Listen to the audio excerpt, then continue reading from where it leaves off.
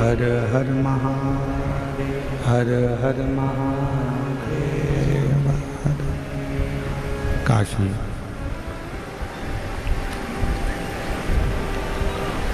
विश्वनाथ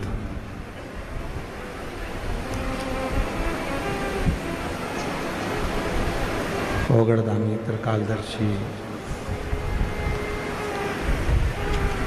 कैलाशी अविनाशी भगवान शिव, जिनकी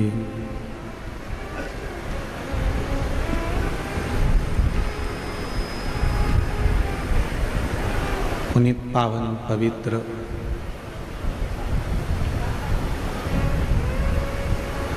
शिव महापुराण की कथा भगवान देवादिदेव महादेव की कृपा से, करुणा से, उनकी उदारता से लोनी शिरडी में महाराष्ट्र की इस पवित्र भूमि पर ये पावन 5 दिवसीय शिव महापुराण की कथा श्रवण करने का सौभाग्य प्राप्त हुआ है। कथा के मुख्य आयोजक यजमान परिवार माननीय श्री इनामदार राधा कृष्ण वी.के. पाटिल जी, श्रीमती शालिनी ताई वी.के. पाटिल जी, माननीय Shri doctor Sujay VK. Patil ji, Shrimati Dhanashree VK. Patil ji, माननीय श्री राजेंद्र वी.के. पाटिल जी, श्रीमती स्वर्णा वी.के. पाटिल जी, श्रीमान ध्रुव वी.के. पाटिल जी, श्री सुप्रिया ढोकने पाटिल, सुष्मिता ताई वी.के. पाटिल, लोनी शिरडी। एक बार जोरदार ताली बजाकर यजमान परिवार के लिए साधुवाद, जिन्होंने इस पवित्र पावन शिव महापुराण की कथा को जनमानस तक दिया। कथा शिरडी में यदि आप और हम श्रवण करने के लिए बैठे हैं,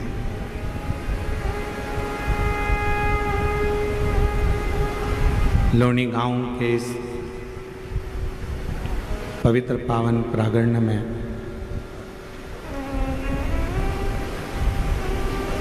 आप और हम यदि कथा का तत्व ग्रहण करने के लिए बैठे हैं, तो ये स्वयं शिव की ही कृपा है। कल भी हमने कथा में कहा था और आज फिर कहते हैं कि जब तक मेरा देव अधिदेव महादेव नहीं चाहता, तब तक आप एक कदम भी सत्संग की ओर नहीं जा सकते, आप पहुंच नहीं पाते। शिरडी के आसपास के सभी क्षेत्रवासियों ने भगवान देवादिदेव महादेव को सावन के महीने में 2 लोटा जल ज़्यादा चढ़ाया होगा, इसलिए शंकर जी की कृपा से ये कथा यहाँ पहुँची।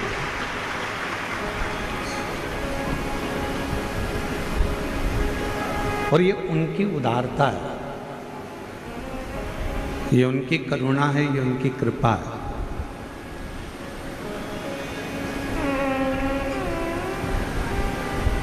कल माननीय श्री नामदार राधा कृष्ण वी.के. पाटिल जी साहब से जब हम जा रहे थे तो चर्चा हुई, बात हुई, तो कह रहे थे गुरुजी कथा होती है और रोज फिर पुनः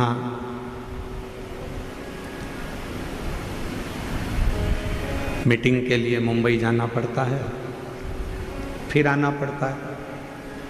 तो हम कल माननीय नामदार राधा कृष्ण वी.के. पाटिल जी साहब से हमने कहा कि आप रोज बॉम्बे जाते हो, मुंबई जाते हो, फिर रोज कथा में आते हो, कितना परिश्रम करना पड़ता है।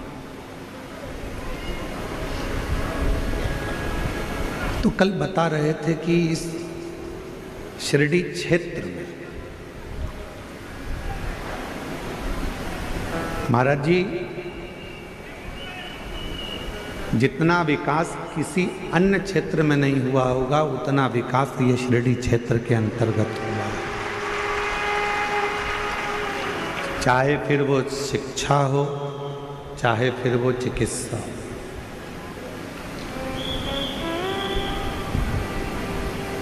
और हमारा शिव भी यही कहता है, हमारा देवादिदेव महादेव भी यही कहता है।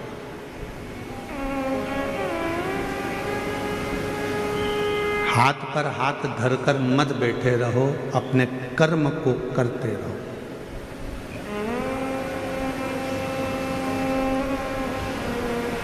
और एक ना एक दिन ऐसा आएगा कि आप अपनी मंजिल तक पहुंचोगे, ये शिव पुराण कहते हैं।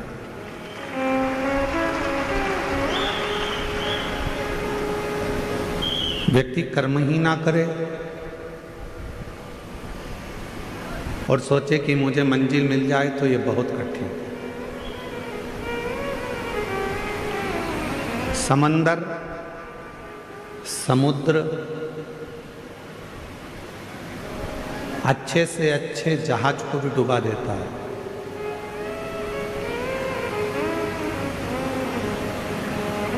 समंदर, समुद्र अच्छे से अच्छे जहाज को भी डुबा देता है। समुद्र बड़े से बड़े नौका को, बड़े से बड़े जहाज को और बहुत कुछ डुबो देता है, बहुत कुछ।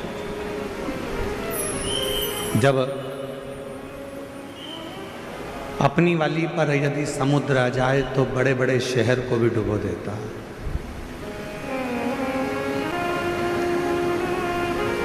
समंदर, समुद्र जहाज डुबो देता है, बड़े बड़े क्रूज डुबो देता है, बड़े बड़े शहर को भी वो अपने अंदर सामर्थ्यता रखता है डुबोने की। पर समंदर, समुद्र एक घास के तिनके को डुबो नहीं पाता है। एक घास का तिनका,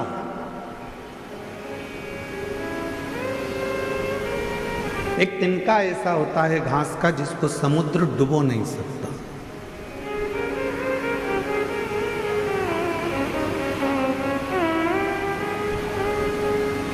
किसी ने समंदर से कहा, समुद्र से कहा कि तुमने पूरा जहाज डुबो दिया, तुमने पूरी बस्तियां डुबो दी, तुमने कई शहर डुबो दिए, तुमने कई नगर डुबो दिए, ना जाने तुमने कितना कितना जहाज, कितने कितने क्रूज अंदर डुबो दिए, और तुम एक घास का तिनका नहीं डुबा पा रहे। एक घास का तिनका तुम डुबा नहीं सके। तो समुद्र ने कहा, ये घास का जो तिनका है ये एकदम हल्का है, एकदम हल्का। और ये जो घास का तिनका है ये परमात्मा पर समर्पित होकर रहता है, इसलिए इसको डुबा नहीं सकते। हल्का। भारी कौन है? जिसको लगता है कि मैं कर रहा हूं, मैं करा रहा हूं या मैंने करा है। हल्का कौन है? जिसने सोच लिया कि मैंने कुछ नहीं कराया, कराने वाला तो देवादिदेव महादेव है, मैं तो केवल एक निमित्त मात्र।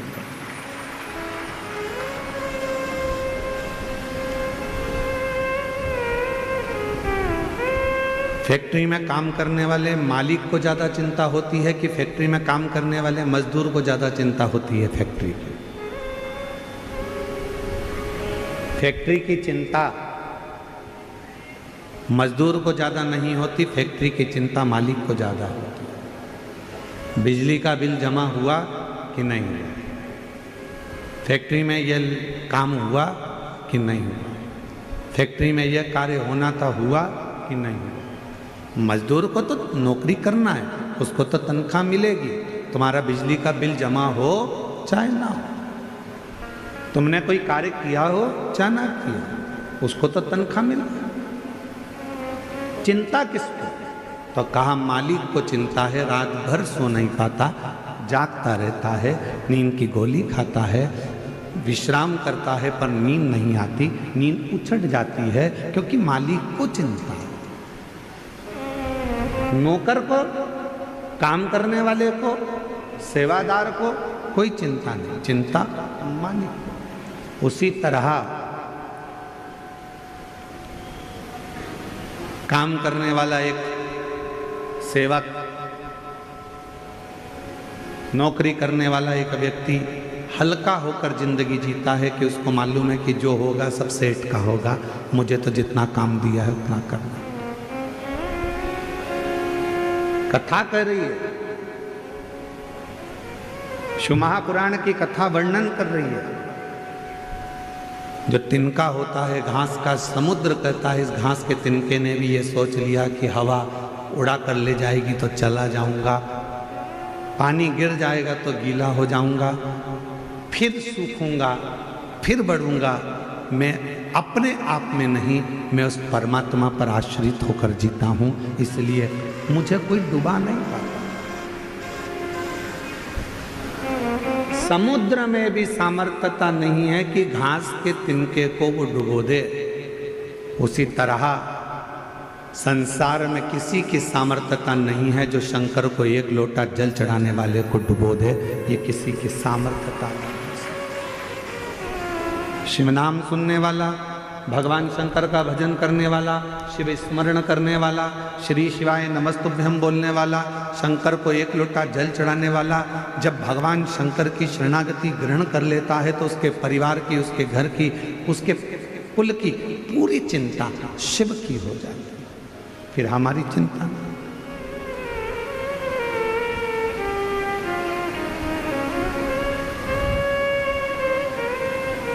और मेरा आपकी कृपा से सब काम हो रहा है, मेरा आपकी कृपा से सब काम हो रहा है। करते हो भोले बाबा मेरा नाम हो रहा है, करते हो भोले बाबा मेरा नाम हो रहा है, मेरा आपकी कृपा से सब काम हो रहा है। हल्के होकर जी, सब परमात्मा पर छोड़कर।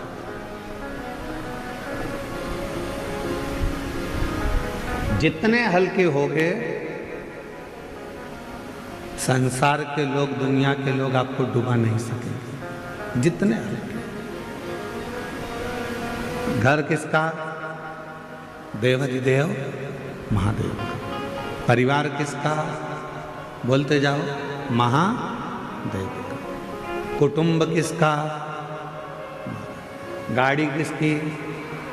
बंगला किसका?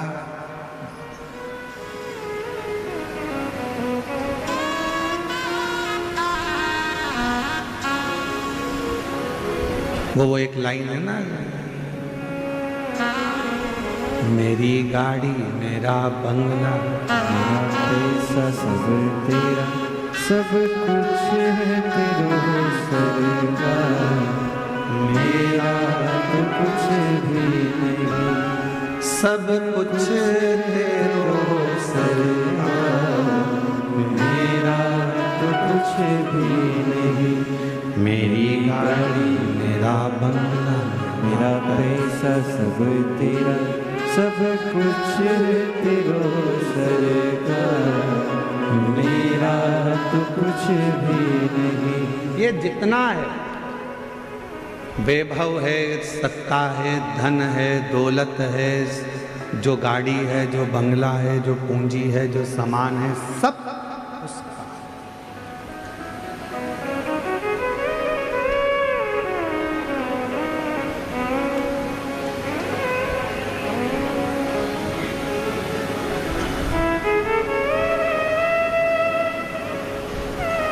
पैसा हो तो जमीन ले लो, पैसा मिल जाएगा। पैसा हो सोना चांदी ले लो, कीमत बढ़ेगी, मिल जाएगा। पैसा हो तो फैक्ट्री डाल लो, पैसा हो तो दुकान लगा लो, पैसा हो तो बंगला बना लो, पैसा हो तो तुम्हारे को गाड़ी खरीदना है तो गाड़ी खरीद लो, सोना लेना है सोना ले लो, चांदी लेना हो चांदी ले लो, प्लाट लेना है प्लाट ले लो, मना नहीं है। खूब खूब लो।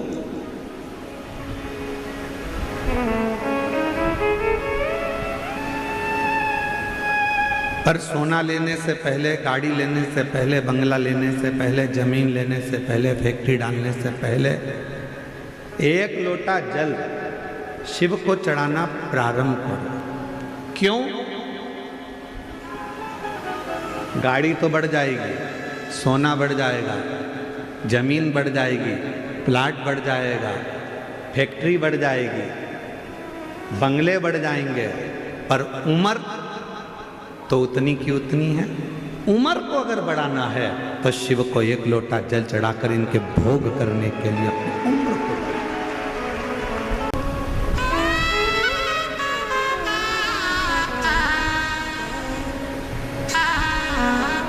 यदि आपने सोना खरीद भी लिया और उसका भोग नहीं कर पाए तो क्या मतलब? जमीन खरीद भी ली और उस जमीन का भोग ना कर पाए तो क्या मतलब? बंगला बहुत बड़ा बना लिया और उस बंगले का तुमने भोग नहीं करा तो क्या मतलब? फैक्ट्री डाली, गाड़ी खरीदी, बंगला खरीदा, पर उसका भोग भी तो करना चाहिए। तो भोग करने के लिए तुम्हारी उम्र बढ़ना जरूरी है, और उम्र बढ़ाना के लिए सबसे सुंदर तरीका है, उम्र यदि बढ़ाना है तो 3 जगह पर बैठना चाहिए। जिस व्यक्ति को अपनी उम्र बढ़वाना है, जिस व्यक्ति को अपनी उम्र बढ़ाना है और जिस व्यक्ति को अपने जीवन में सुख पाना है, तो 3 जगह पर बैठना प्रारंभ करो। पहले नंबर पर अपने माँ बाप के पास में जाकर थोड़ी देर बैठना प्रारंभ करो, उनका आशीर्वाद मिलेगा, उम्र बढ़ना प्रारंभ। कुछ देर अपने माता पिता के पास में जाकर बैठो तो तुम्हारी उम्र बढ़ेगी। दूसरे नंबर पर उम्र बढ़ाना चाहते हो, वैभव चाहते हो, तो मेरे देव अधिदेव महादेव के शिवालय में, मंदिर में, कथा में थोड़ी देर जाकर बैठना प्रारंभ करो, तुम्हारी जिंदगी का सुख प्राप्त होगा। तीसरे नंबर पर अपने सद्गुरु के चरणों में, अपने गुरु के चरणों, अपने गुरु महाराज के चरणों में जाकर थोड़ी देर बैठना प्रारंभ करो। थोड़ी देर बैठना।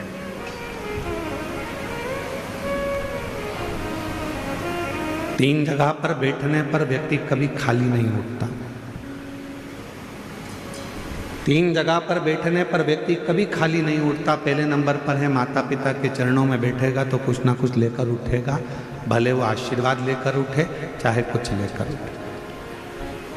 मेरे देव अधिदेव महादेव के चरणों में जाकर बैठा है तो शिव की कृपा लेकर उठेगा, और गुरु के चरणों में जाकर बैठा है तो ज्ञान लेकर उठेगा। वो जिंदगी में कुछ ना कुछ लेकर उठता जाए।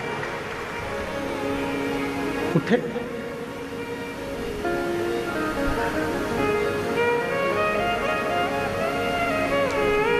आज के व्यक्ति के पास में सब कुछ है।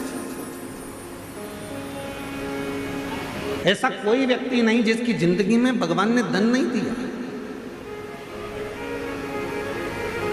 हम आपसे पूछें जब से आपने शिव महापुराण की कथा को सुनना प्रारंभ करा, जब से आपके घर के व्यक्ति ने एक लोटा जल शंकर को चढ़ाना प्रारंभ करा, उसके बाद का समय निकालो और उसके पहले का समय निकालो। जब आप शंकर के मंदिर नहीं जाते थे, शिव जी को एक लोटा जल नहीं चढ़ाते थे, शंकर की आराधना नहीं करते थे, शिव जी की कथा नहीं सुनते थे, उसके पहले का समय निकाल कर देखना कि कितना कष्ट का समय था। और रोज़ कुछ न कुछ प्रॉब्लम चलती थी, पैसा हाथ में टिकता नहीं था, परेशानियाँ घेर कर रखती थी। पर जब से आपने शिव जी के मंदिर में एक लोटा जल चढ़ाना प्रारंभ करा, जब से आपने शंकर जी की आराधना करना प्रारंभ करी, जब से आपने श्री शिवाय नमस्तुभ्यम बोलना प्रारंभ करा, जब से आपने शंकर की कथा को सुनना प्रारंभ करा, जब से आपने शिव जी पर विश्वास करना प्रारंभ करा, उसके बाद का समय निकाल कर देखना कि सामने समस्या भी आती है तो उसका हल चुटकी में हो जाता है, बीमारी भी आती है तो उसका हल निकल जाता है, तकलीफ भी आती है तो उसका हल निकल जाता है, कष्ट भी आता है तो उसका हल निकल जाता है। क्यों? क्योंकि आपने पूर्ण भरोसा, आपने पूर्ण विश्वास शंकर पर कर लिया, आपने पूर्ण भरोसा देवाधिदेव महादेव पर कर लिया। और जिस व्यक्ति ने अपनी जिंदगी में शिव पर भरोसा कर लिया तो उसके जीवन के सारे दुख, सारी तकलीफ, सारा कष्ट, सारी बीमारी देवाधिदेव महादेव की हो गई। उसने अपनी जिंदगी को सार्थक बनाया।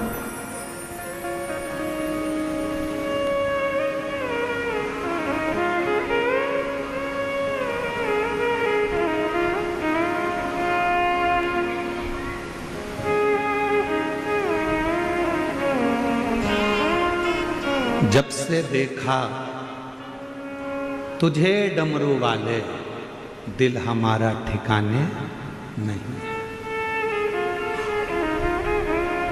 ये मन ठिकाने नहीं है। और जब से देखा तुझे डमरू वाले,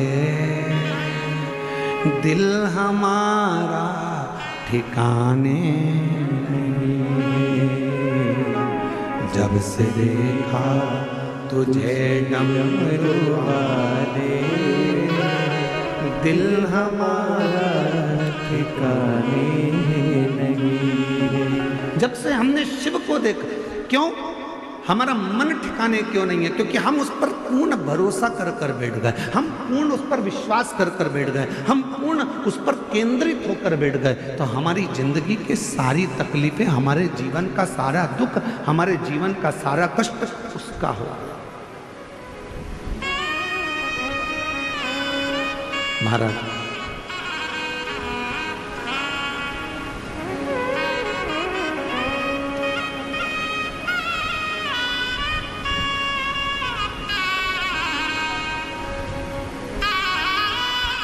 दीपावली के पहले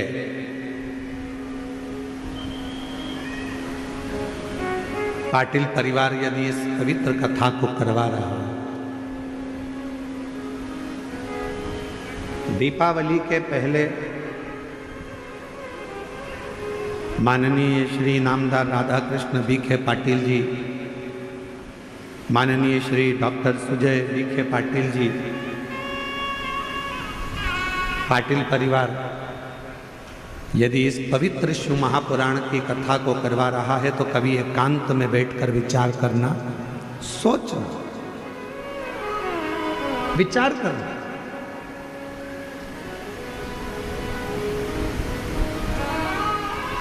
कि शिवजी ने हम पर इतनी कृपा कैसे कर दी।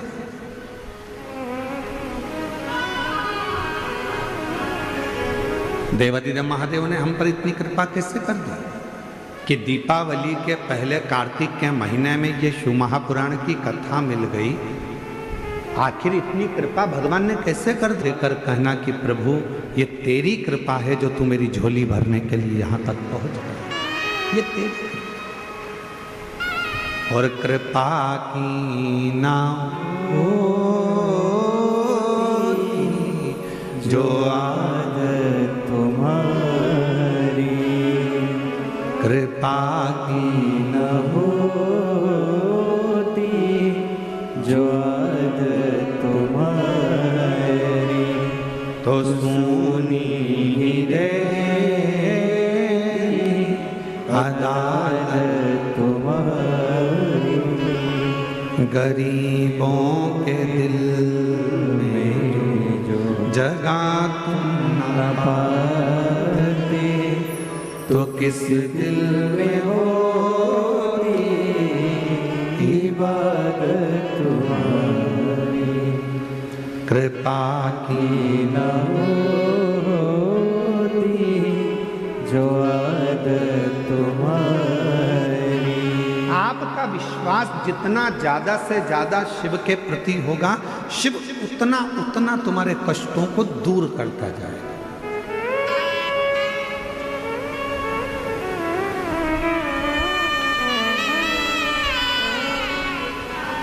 महाराष्ट्रियन भाषा में अगर कहा जाए अपने बच्चों से कहो, वो मराठी भाषा में कैसे बोलेंगे तो क्या, जास्ता से जास्ता विश्वास के ऊपर ठेवा।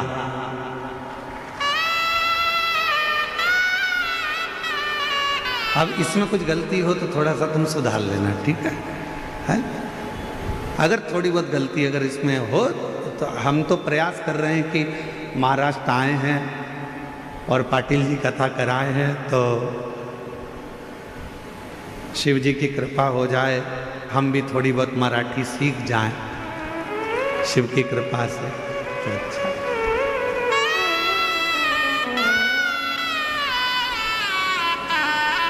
बच्चों से कहो शिव पर भरोसा रखो। एक पत्र है, देखिए।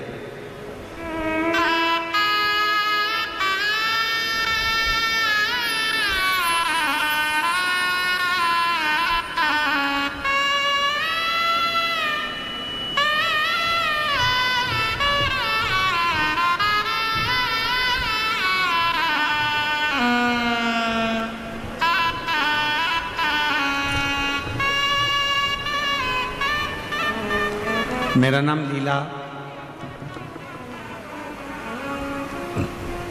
लीला बारिया, मेरा मोबाइल नंबर ये है। मैं मुंबई कल्याण से आई हूँ। कहीं बैठी हों तो हाथ हिला सकती हैं। लीला बारिया मुंबई कल्याण से है। गुरुजी, मेरे लड़के के मुंह पर, हाथ पर, पीठ पर सफ़ेद दाग की बीमारी हो गई। लड़के का पूरा शरीर सफ़ेद होने लगा, चेहरा सफ़ेद हो गया, पीठ सफ़ेद हो गई, हाथ सफ़ेद हो गए। आसपास के सारे हॉस्पिटलों में जांच करवाई, बोलते थे ये बीमारी है, वो बीमारी है। अलग अलग दवाइयाँ खाई पर दाग खत्म नहीं हुए और बढ़ गए। 2024 में उसका 10वीं का एग्ज़ाम उसने दिया। इतना हताश हो गया शरीर को देखकर कि हाफ आस्तीन की टी शर्ट भी नहीं पहनता था, शर्ट भी नहीं पहनता। 10वीं का एग्ज़ाम दिया। हमारे पास उसके लिए कोई जवाब नहीं था। मेरे लड़के ने हाफ टी शर्ट पहनना भी छोड़ दिया था। अब मैं क्या करूं? तब किसी के कहने पर मैंने मंदिर जाना प्रारंभ करा।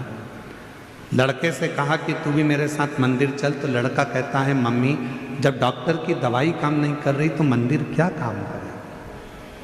मैंने अपने लड़के से कहा वो सीवर वाला बाबा कहता है शिवजी पे चढ़ा हुआ जल यदि शरीर पे लगाया जाए तो बीमारी ठीक होती है। तू मेरे साथ रोज मंदिर चल, मैं वहां से पानी उठाऊंगी, तो नंदी के पास बैठना, मैं तेरे शरीर पर पूरा पानी लगा दूंगी। मेरा बेटा रोज मंदिर जाने लगा, बेलपत्र चढ़ी हुई खाने लगा, जल चढ़ाने लगा, मंदिर में झाड़ू लगाता, पोछा लगाता और हाथ भी नहीं धोता, उसी हाथ को अपने शरीर पर लगा लेता। गुरुदेव, बाबा तो बाबा है। जब उसका शरीर ठीक नहीं हुआ, 1 महीने तक उसने ये करा, ठीक नहीं हुआ, तो बेटे का विश्वास टूट गया। बेटे ने कहा अब ना दवाई लूँगा ना कुछ करूँगा, मंदिर भी नहीं जाऊँगा। तब मैंने अपने बेटे से कहा मंदिर मत छोड़, सीवर वाला बाबा कहता है 1 महीना नहीं 2 महीना नहीं तुम जाते रहो, वो एक दिन दुख जरूर काटेगा। मैंने अपने बेटे को फिर मंदिर में लगा दिया। 2-3 महीना मेरा बेटा पूर्ण तरीके से मंदिर जाना प्रारंभ करा और ऐसी कृपा हुई कि बेटे के चेहरे पर जो दाग था वो धीरे धीरे कम होना प्रारंभ हो गया। हाथ में जो दाग था वो कम होना प्रारंभ करा। गुरुदेव, आप कहते हो कि 3 महीने में बाबा सुनता है। हम कथा के पंडाल में जाकर बैठ गए और उस पंडाल की मिट्टी को भी शरीर पर लगाया। बेटे ने शिव जी के मंदिर जाना प्रारंभ करा। आज बाबा की कृपा से मेरे बेटे का पूरा शरीर अच्छा हो गया। उसका शरीर अब सफ़ेद नहीं रहा। मैं बाबा को प्रणाम करने के लिए कहीं बैठी हूँ तो मैं अभी यहाँ मेरे बेटे और मेरी भाभी को लेकर आई हूँ भोले बाबा को प्रणाम करने के लिए, शिव को नमन करने के लिए। कहीं बैठी हो तो आस शिव पर भरोसा किसको कहते हैं? शिव पर विश्वास किसको कहते हैं?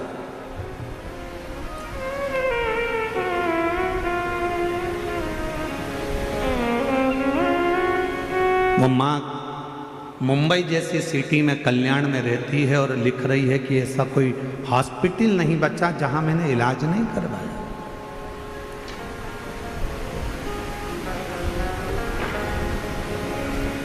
उस लड़के को माँ कह रही है कि वो सियोर वाला बाबा कहता है कि तू विश्वास कर कर मंदिर मत छोड़। आज का व्यक्ति क्या करता है? 1 महीने भगवान को जल चढ़ाया, 2 महीने जल चढ़ाया, 3 महीने जल चढ़ाया, 4 महीने जल चढ़ाया, भगवान ने नहीं सुना, मंदिर जाना छोड़ दिया। पशुपति व्रत 1 बार करा, भगवान ने नहीं सुना, छोड़ दिया। भगवान शंकर पर लोटा भर के जल चढ़ाना छोड़ दिया। कांवड़ यात्रा में गया, 1 बार काम नहीं हुआ, जाना छोड़ दिया। नहीं, शिव पर पूर्ण भर। एक पत्र और देखो, देखो अब जरा इस पत्र को जरा आप लोग LED पर भी पढ़ना और आस्था चैनल वाले भी पढ़ना। इस पत्र को पढ़िएगा जरा, ठीक है? देखिए, मेरा नाम वनीता अरुण बोरुड़े, गांव अस्तगांव, तहसील राहता। मेरे पति का नाम अरुण विष्णुपंत बोरुड़े। हम लोग यहीं अस्तगांव के रहने वाले हैं। कहीं बैठे हैं? कहीं बैठे हों तो हाथ हिला सकते हैं। अस्तगांव से। मेरा नाम वनीता अरुण बोरुड़े, गांव अस्तगांव, तहसील राहता, जिला अहिल्यानगर, महाराष्ट्र। कहीं बैठे हों तो हाथ हिला सकते हैं। किसी दूसरे पंडाल में भी हों तो हाथ हिला सकते हैं, और अगर बैठे हों तो एक बेलपत्र लेने के लिए आ सकते हैं। सबसे पहले मैं जन सेवा फाउंडेशन के माध्यम से शिव पुराण आयोजित करने के लिए डॉक्टर सुजय दादा विखे पाटिल साहब, पत्र LED पर आ रहा है? बोलो तो, आ रहा है? पढ़ते जाइए। डॉक्टर सुजय दादा विखे पाटिल साहब और माननीय नामदार श्री राधा कृष्ण जी विखे पाटिल साहब, आपको धन्यवाद करती हूँ, क्योंकि उनकी वजह से मेरे गांव में बाबा की कथा सुनने का सौभाग्य मिला है। विखे पाटिल परिवार को, उनको कोटि कोटि धन्यवाद करती हूँ। मेरी शादी 2002 में हुई थी। अभी क्या चल रहा है? 2025। मेरी शादी 2002 में हो गई। शादी को 23 साल निकल गए, संतान का सुख नहीं था। कितने साल हो गए शादी को? 23 साल। शादी के 23 साल हो गए, संतान का सुख नहीं था। हमने अस्पताल में इलाज बहुत करवाया, IVF भी करवाया, लेकिन कोई रिजल्ट नहीं आया। मैं कोरोना काल से 2019 से कथा सुनती हूँ। हम दोनों पति पत्नी ने दोनों साथ में 3 बार, अब जरा आंकड़े गिनना कितनी बार कौन कौन सा क्रम किया। 3 बार पशुपति व्रत किया। सफेद आंकड़े की जड़ का प्रयोग कितनी बार? पढ़ो पढ़ो जरा। 11 बार किया। 9 बार पंडाल में बैठकर कथा सुनी। आखिरी में साकरी धूले में बाद में बाबा की ऐसी कृपा हुई कि धूलिया की कथा में हम जाकर बैठे, वहाँ की मिट्टी को पेट पर लगाना प्रारंभ करा और बाबा की कृपा से 23 साल के बाद गर्भ ठहर गया और संतान की प्राप्ति। अब हिम्मत हारने वाला कैसा व्यक्ति होता है? 1 बार सफेद आंकड़े की जड़ बांध ली, 2 बार बांध ली, 3 बार बांध ली, 4 बार बांध ली, अब नहीं बांधूंगा, अब नहीं बांधूंगा, ऐसा मन में आ जाता है। पशुपति व्रत करने वाला सोचता है इतनी बार कर लिया, अब नहीं करूंगा। जल चढ़ाने वाला सोचता है इतनी बार जल चढ़ा लिया, अब नहीं चढ़ाऊंगा। जरा इस बहन से सीखो। 11 बार सफेद आंकड़े की जड़, 9 बार पंडाल में बैठकर कथा और 3 बार पशुपतिनाथ का व्रत करा तो 23 साल के बाद औलाद की प्राप्ति। 23 साल।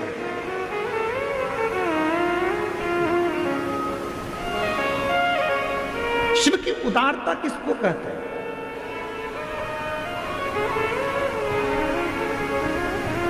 शंकर भगवान की करुणा किसको कहते हैं? देवादिदेव महादेव पर भरोसा किसको कहते हैं? शिव पर विश्वास किसको कहते हैं?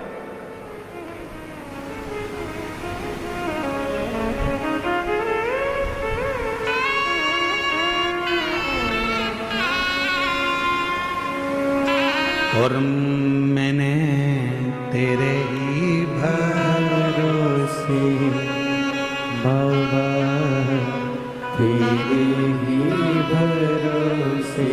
ये बच्चा है जिसके चेहरे पर, पूरे हाथों पर, पूरी पीठ पर सफ़ेद सफ़ेद बीमारी हो गई थी, पूरा शरीर सफ़ेद हो गया था। आज बाबा की कृपा से बेटे ने हिम्मत करी, माँ के कहने पर मंदिर में झाड़ू लगाई, पोछा लगाया, सेवा करी, शिवजी का चढ़ा हुआ जल पूरे शरीर पर लगाया। एक बार ऐसे हाथ में हर हर महादेव। आज पूर्ण तरह से स्वस्थ होकर शिव के इस पवित्र पंडाल में पहुंचे। तेरे ही भरोसे हवा उड़ती जाएगी, हवा डोर छड़े नाम कटी जाएगी। भोले मैं तेरी कदम, शंभु मैं तेरी कदम, हवा विच उड़ती। मुंबई कल्याण के रहने वाले हैं। शिव जी पे बाबा की कृपा से, करुणा से बता रही हैं दीदी कि हमारे पति भरोसा नहीं करते थे। वो हमेशा कहते थे ऐसे ना जाने कितने महाराज कथा करते हैं, क्यों उनके चक्कर में पड़ी है। बेटा अब ठीक नहीं होगा।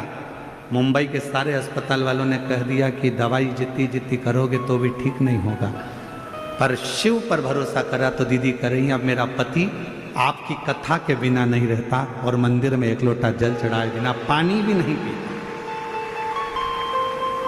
कह रही है मेरा पति अब शिवजी पे जल चढ़ाए बगैर पानी भी नहीं पीता।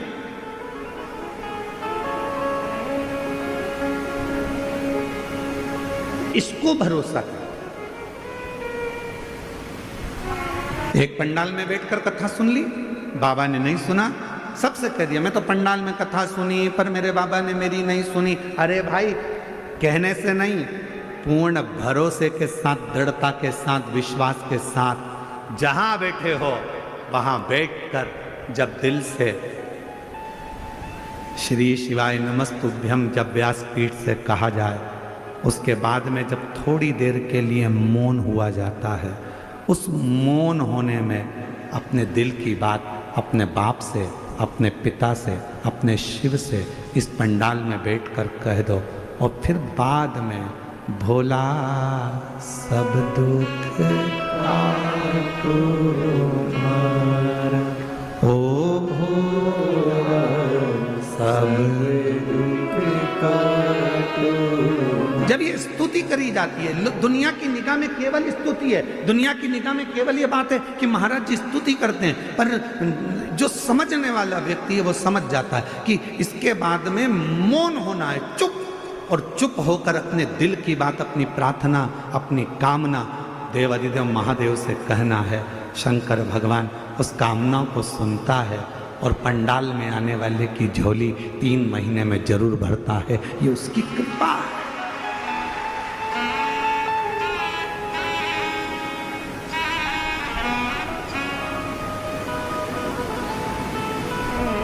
कल एक बहन जी कह रही थी,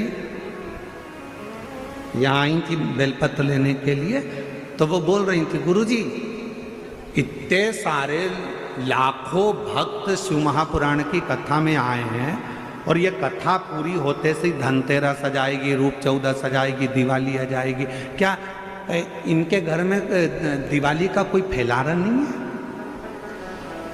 क्या? सबके घर में दीपावली का कोई काम नहीं है? ये सब यहां बैठी हैं, सब पुरुष यहां बैठे हैं, तो इनके घर का दिवाली का काम कौन कर रहा होगा? तो हमने उन बहन जी से कहा था ये कथा संभाल रही हैं, शिव जी इनका घर संभाल रहा है, अंतर कुछ भी।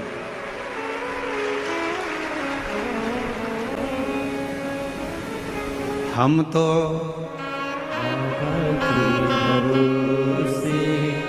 चलते हैं। आवाज नहीं आ रही, जरा सब जम के बोलो। हम तो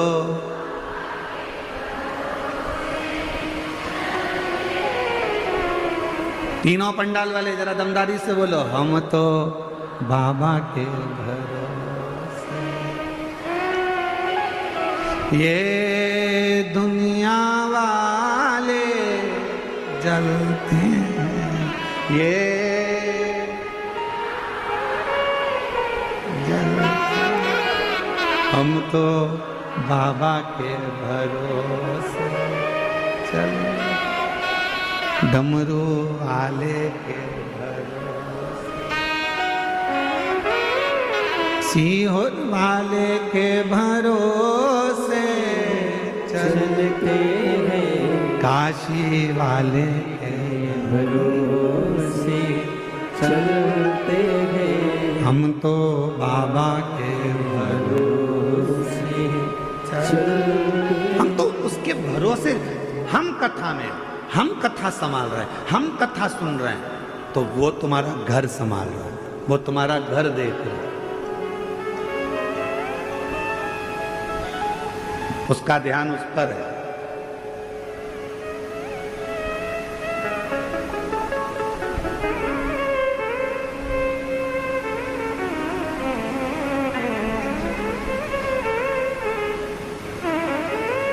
महाराज, शिव महापुराण की कथा कहती है कि नामदेव जी जब भजन गाते थे, तुकाराम जी जब कीर्तन करते थे, नामदेव जी जब कीर्तन करते थे, तो तुकाराम जी का घर स्वयं हरि विठ्ठल संभालते थे, नामदेव जी का घर श्री हरि विठ्ठल संभालते थे। श्री हरि, तुम जिसको याद कर रहे हो, आप जिसको याद कर रहे हो, आपका घर वो संभाल। आप तो मुख से कह देते हो विठ्ठल विठ्ठल विठ्ठल विठ्ठल विठ्ठल विठ्ठल विठ्ठल।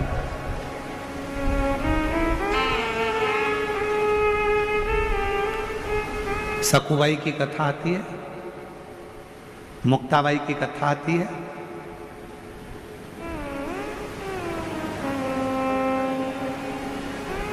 चक्की कौन चला रहा था?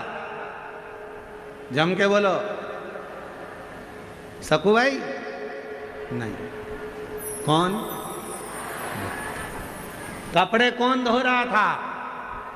विठ्ठल। रोटी कौन बना रहा था? झाड़ू कौन लगा रहा था? सखुबाई मुक्ताबाई क्या कर रही थी? विठ्ठल विठ्ठल विठ्ठला विठ्ठल विठ्ठल। सखुबाई हरि विठ्ठल का भजन कर रही हैं, मुक्ताबाई हरि विठ्ठल का भजन कर रही हैं, भगवत भजन में लगी हैं, और उनके घर का सारा काम पांडुरंगा हरि विठ्ठल कर रहे हैं। उसी तरह जो शिव महापुराण की कथा को सुन रहा है, उसका घर शिव संभाल रहे हैं, उसका काम शिव कर रहे हैं।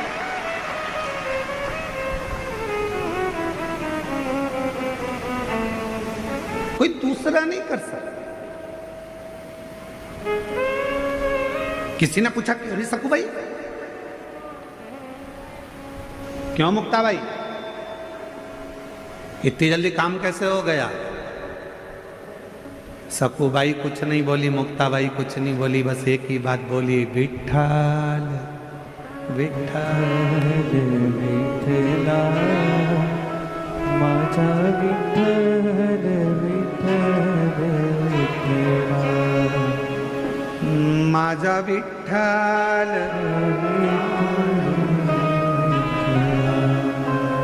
विठ्ठल विठ्ठल विठ्ठला माझा विठ्ठल पांडुरंग विठ्ठला माझा विठ्ठल पांडुरंग विठ्ठला। कौन घर चला रहा है?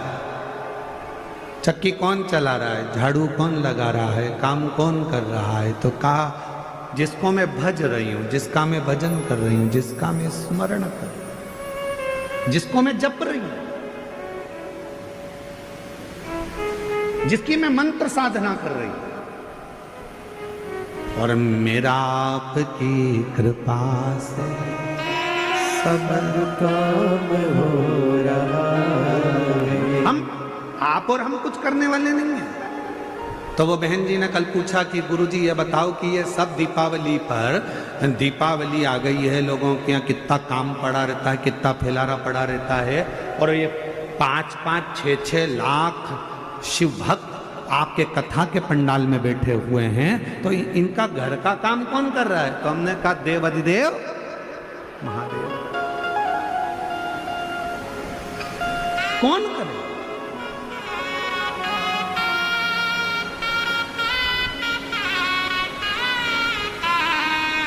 एक पत्र है, अच्छा है, देखिए।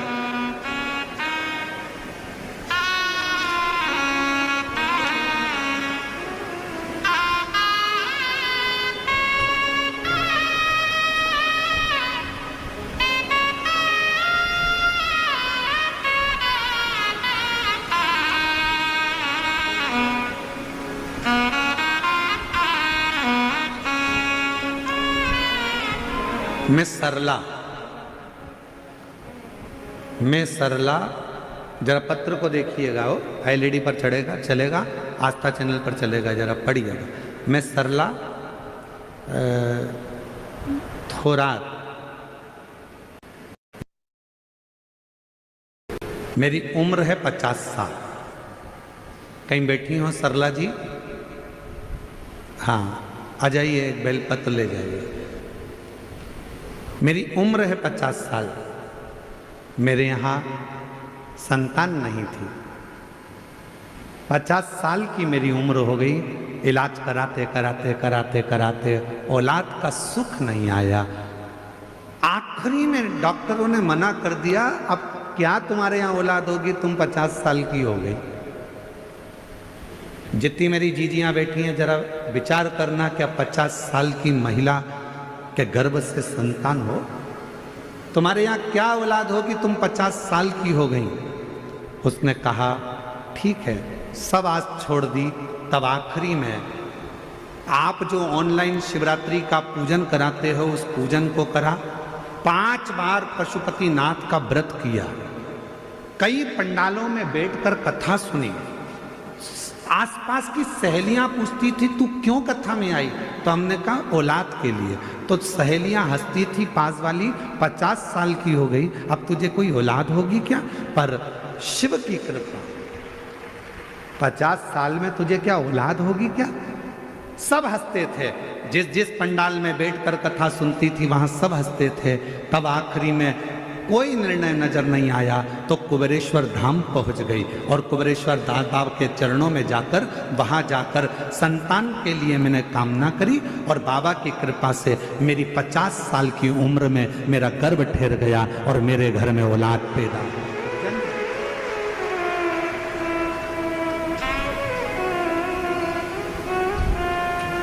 50 वर्ष की उम्र में मेरे घर में औलाद हुई।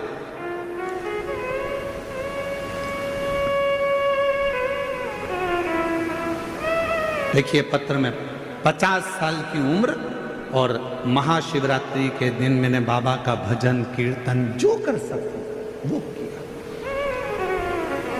एक लाइन उसने लिखी है, आप भी गुनगुनाएं। लुटा दिया भंडार काशी वाले ने, कर दिया माला काशी वाले, लुटा दिया भंडार वाले जोरदार ताली बजाओ। ये चेहरे की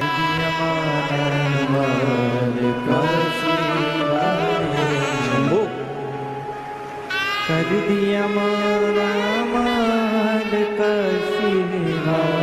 प्रणाम कर बाबा को। कर दिया माला माल का वाले ने लुटा 50 साल की उम्र में मेरे बाबा ने दिया। एक बार जोरदार तीनों पंडालों में से आवाज आना चाहिए। लुटा दिया काशी वाले जो जैसी भावना लाया वो ऐसा ही फल पाया। नहीं खाली उसे लौटाया वो मन ही मन माला माल का शिवाले ने लुटा दिया भंडार का शिवाले। जो जैसी भावना लाया वो वैसा ही फल पाया। नहीं खाली उसे लौटाया वो मन ही मन हर्षाया। जितने बैठे हो कथा में,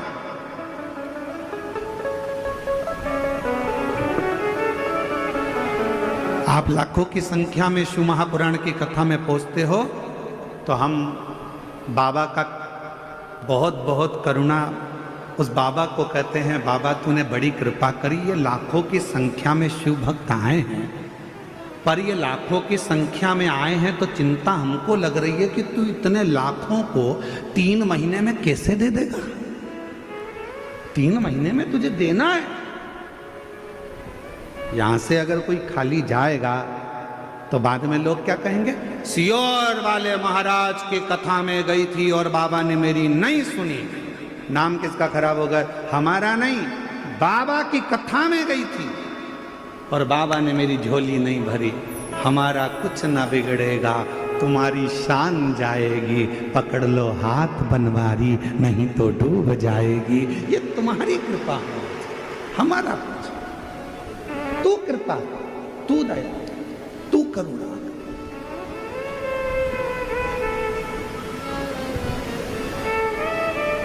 आप तो आ गए, बैठ गए, चिंता किसको? शिव जी को। शंकर जी सोच रहे थे नहीं आए तो अच्छा है, घर पे रह जाए तो अच्छा है, आएगी तो देना पड़ेगा 3 महीने में। इसलिए भगवान ने क्या करा, इसके घर में मेहमान भेज दिए, इसके घर में कोई काम का अड़ंगा लगा दिया, आते आते गाड़ी को पंचर करा दिया, घर वापस लौट जा। पर इतनी समझदार थी, गाड़ी को मैं ही छोड़ दिया, दूसरे की मोटरसाइकिल पे बैठ के आ गई।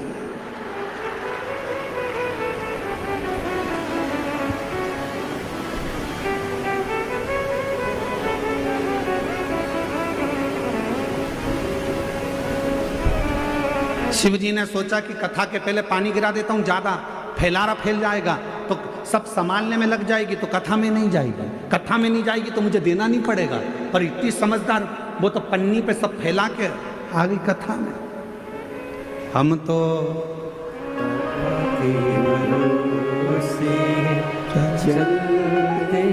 उस पर आश्रित होकर चलते, किसी पर नहीं।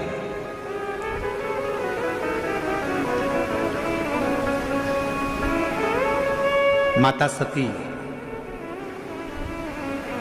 जब कुंभज ऋषि के आश्रम में देवाधिदेव महादेव जी के साथ में कथा सुनने के लिए गई,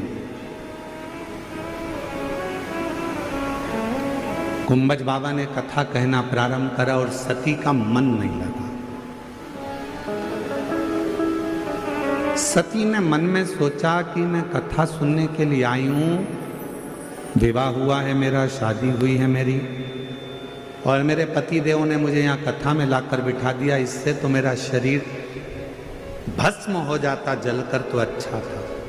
कथा के बीच में सती माता ने जो सोचा, आखिरी में सती माता जलकर भस्म।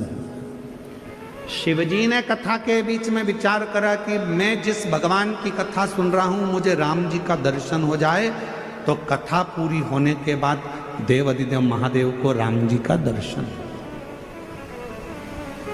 शिव महापुराण की कथा कहती है, कथा सुनते सुनते हमारे मन में जो भाव आता है, कथा सुनते सुनते हमारे मन में जो भी भाव उत्पन्न होता है, जो हम सोचते हैं, शिव जी वो हमारे मन की कामना को पूरा जरूर करते हैं। इसलिए आप सबसे निवेदन है, शिव महापुराण की कथा के पंडाल में जब जाकर बैठो तो किसी का बुरा मत सोचो, किसी के लिए गलत मत सोचो, किसी के लिए आड़ा टेढ़ा मत कहो, किसी के लिए अपशब्द मत कहो। शिव महापुराण की कथा में जितनी देर बैठो, कथा को श्रवण करो, उतनी देर ये विचार करना कि बाबा कृपा करना, तूने हमें कथा सुनने का मौका दिया है, सबका कल्याण करना, सर्वे भवन्तु सुखिनः, सबकी झोली खुशियों से भरना। बाबा किसी स्त्री की गोद खाली मत रखना और किसी पुरुष की जेब खाली मत रखना, सबका भंडार भरकर रखना, तू कृपा।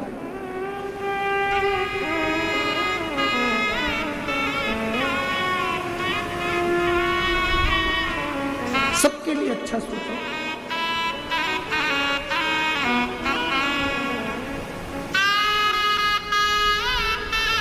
सबके लिए अच्छा विचार करिए, सबके लिए अच्छा सोचिए।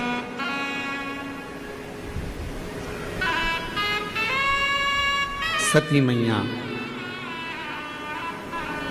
चलिए,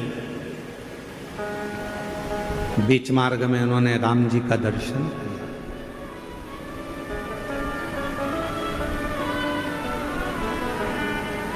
भगवान देवाधिदेव महादेव जी ने राम जी को प्रणाम किया। सती माता ने पूछ लिया कि ये कौन है?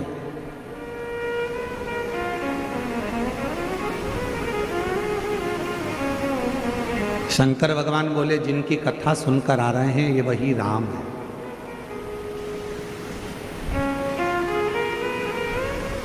तो ये रो क्यों रहे हैं?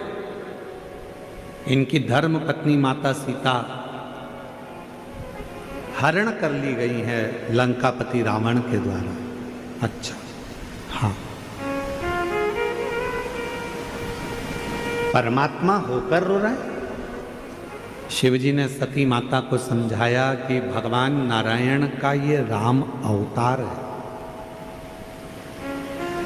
संसार सागर में भगवान केवल लीला करने के लिए आते हैं।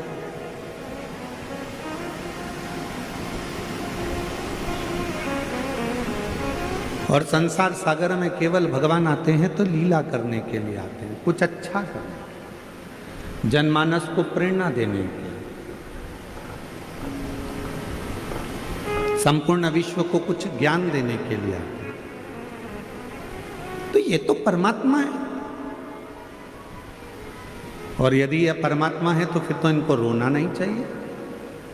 शिव महापुराण की कथा कहती है, जिसका जन्म मृत्यु लोक में हुआ है, जो संसार में जन्मा है, मृत्यु लोक में जिसका जन्म हुआ है, उसको अपने कर्म का भोग तो भोगना ही पड़ता है।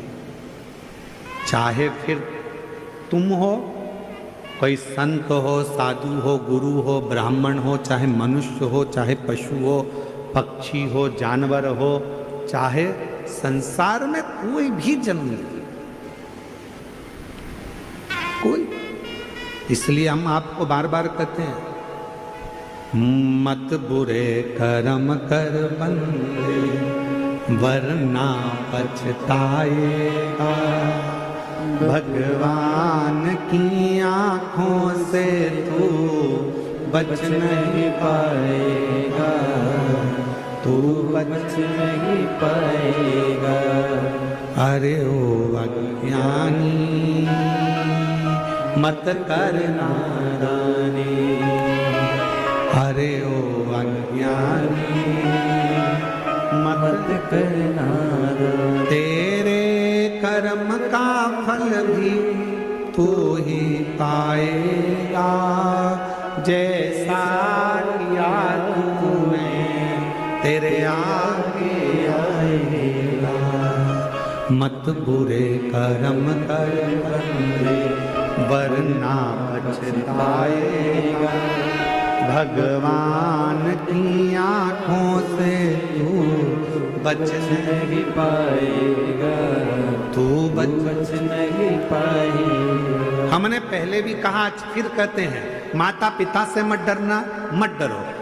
घर के बुजुर्गों से नहीं डरना, मत डरो। किसी गुरु से नहीं डरना, मत डरो। किसी वेद पुराण से नहीं डरना, मत डरो। किसी शास्त्र से नहीं डरना, मत डरो। परमात्मा से नहीं डरना, मत डरो। तुम किसी से मत डरो, पर शिव पुराण की कथा कहती है अपने कर्म से जरूर डरना, क्योंकि कर्म का भोग तो परमात्मा को भी भोगना पड़ता है।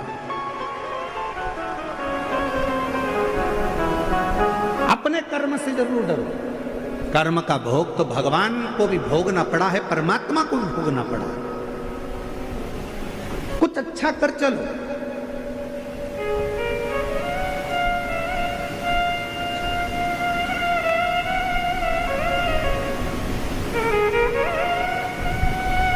भगवान से कहना, जब नई गाड़ी खरीद के लेके आओ धनतेरस पे,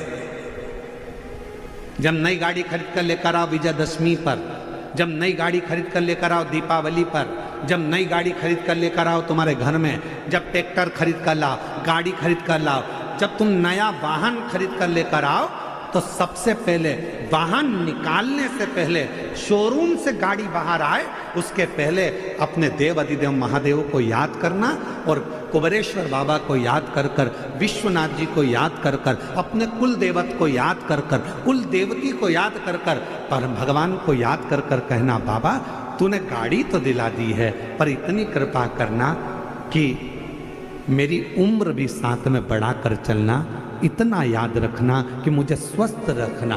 गाड़ी तो दिला दी, मालूम पड़े मैं भोग ही ना कर पाऊं, कोई तकलीफ ना आए, कोई कष्ट ना आए, कोई रोग ना आए, किसी की तरह से इस गाड़ी को, लोग कहते हैं गाड़ी में प्रॉब्लम ना आए, हम कहते हैं तुम में प्रॉब्लम ना आए।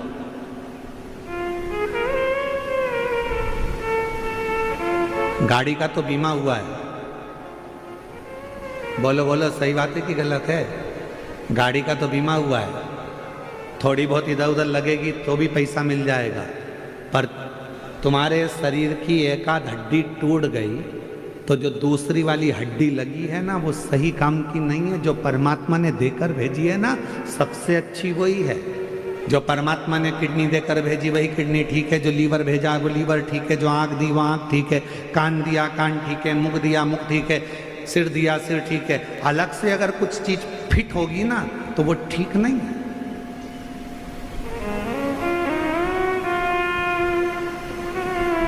मोबाइल किस किस के पास है? दिखाओ मती, हाथ उठाकर बता दो कि है कि नहीं है। सबके पास है? अरे बोलो तो। कवर चढ़ा है? स्क्रीन गार्ड लगा है?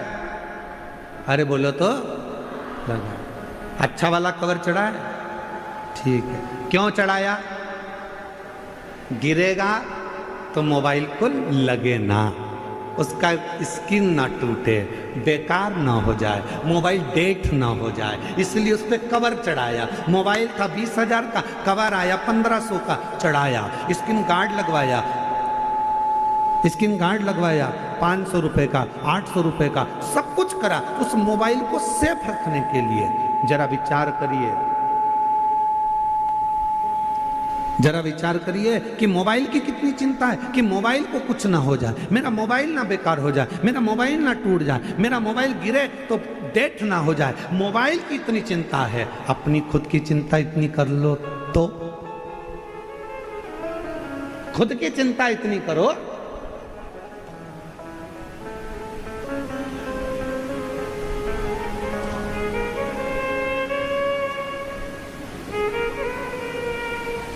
आप में से कितने लोग हैं